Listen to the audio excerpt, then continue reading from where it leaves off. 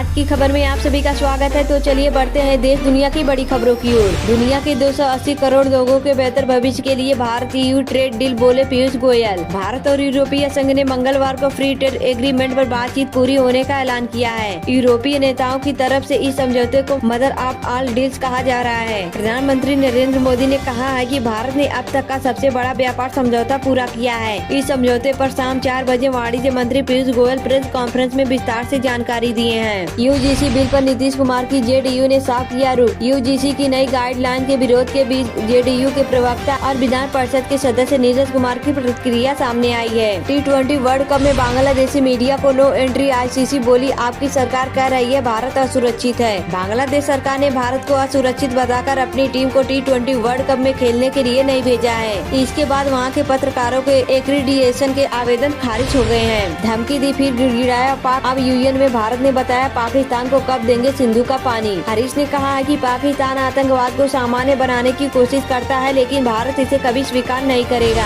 Iran पर हमले का ब्लूप्रिंट तैयार, अमेरिका ने चुने ठिकाने, जंगी जहाज समंदर में कभी भी ढह सकता है खामेनेई का किला। अमेरिका पिछले कई दिनों से मिडिल ईस्ट में अपनी सेनाओं की मौजूदगी को बढ़ा रहा है। उसका सबसे advance aircraft carrier USS Abraham Lincoln समंदर में उतर चुका है और रिपोर्ट कह रही है कि ट्रंप ने एक एक ठिकाने तय कर लिए हैं कि उन्हें कहां वार करना है। इंडिया EU FTA पर फाइनल मोहर लग गई है और मदर ऑफ ऑल डील कहे जा रहे हैं। इस समझौते का ऐलान कर दिया गया है। इसके लागू होने के बाद कार से लेकर शराब समेत कई सामान सस्ते हो जाएंगे। हवस का भूखा वह दरिंदा जिसने पत्नी की दोस्त और नौकरानी की बेटी को भी नहीं छोड़ा, पुलिस के जाल में अब ऐसे फंसा। दिल्ली पुलिस ने हवस का भूख एक ऐसे दरिंदा को गिरफ्तार किया है जिसके कारनामे सुनकर आप हैरान हो जाएंगे। यह शख्स अपनी पत्नी की दोस्त और नौकरानी की बेटी को भी हवस का शिकार बनाया है। 12वीं पास यह शख्स कॉल सेंटर में काम करते करते ऐसे कारनामे किए जिसको सुनकर दिल्ली पुलिस के भी होश उड़ गए। राहुल गांधी सबसे डरपोक नेता वाले बयान के बाद बवाल, शकील अहमद के घर पर बढ़ाई गई सुरक्षा। पूर्व केंद्रीय मंत्री शकील अहमद ने एक इंटरव्यू के दौरान राहुल गांधी को डरपोक नेता कहा, जिससे विवाद खड़ा हो गया है। वहीं अब शकील अहमद ने अपने ऊपर संभावित हमलों को लेकर चिंता जताई है, जिसके बाद उनके घर पर सुरक्षा बढ़ा दी गई है। यूजीसी रेगुलेशन 2026 को लेकर स्पष्टीकरण जारी करेगी सरकार, मामला पहुंचा supreme court. UGC equity regulation 2026 को लेकर सुप्रीम कोर्ट में याचिका दायर की गई है। याचिका में नियम 3 को भेदभावपूर्ण बताते हुए इसे असंवैधानिक करार देने की मांग की गई है। अयोध्या में प्रशांत सिंह के इस्तीफे पर आई शंकराचार्य की प्रतिक्रिया, कहा ये अधिकारी चापलूसी कर रहा है। अयोध्या के जीएसटी डिप्टी कमिश्नर ने शंकराचार्य विवाद के बीच सीएम योगी के समर्थन में अपना इस्तीफा सौंप दिया है। अब इस पर शंकराचार्य का बयान आया है। आज दुनिया के लोग यूएन को ऐसी संस्था नहीं मानते जो शांति सुरक्षा दिला सके। यूएन पर भारत की दो टूक। भारत ने कहा है कि अब शांति और सुरक्षा पर बातचीत यूएन के बाहर भी हो रही है। कई देश मिलकर अलग समूह बना रहे हैं, जिनमें कभी कभी निजी कंपनियां भी शामिल होती हैं। यह बयान ऐसे समय में आया है जब यूएन और उसकी सबसे ताकतवर संस्था सुरक्षा परिषद कई बड़े वैश्विक संघर्ष रोकने में सफल रही है। डिलीवरी के दौरान नवजात की गर्दन हुई धड़ से अलग, मां के गर्भाशय में ही रह गया गला, शरीर निकला। पुलिस ने पीड़ित परिवार पर शिकायत पर आशा वर्कर और झोला छाप महिला डॉक्टर के खिलाफ FIR दर्ज कर ली है। जच्चा महिला की हालत नाजुक बनी हुई है। महिला का हायर मेडिकल सेंटर में इलाज चल रहा है। यूरोपियन कमीशन कितना पावरफुल, भारत EU डील में इसका कितना रोल है। भारत और यूरोपीय संघ की डील चर्चा में है। इसके लिए यूरोपियन कमीशन की प्रेसिडेंट उर्सुला वान डेर और यूरोपियन परिषद के अध्यक्ष लेयन एंटोनियो कोस्टा भारत में है। गणतंत्र दिवस की परेड में बतौर चीफ गेस्ट शामिल हुए EU लीडर्स अब ट्रेड डील पर दस्तखत करेंगे।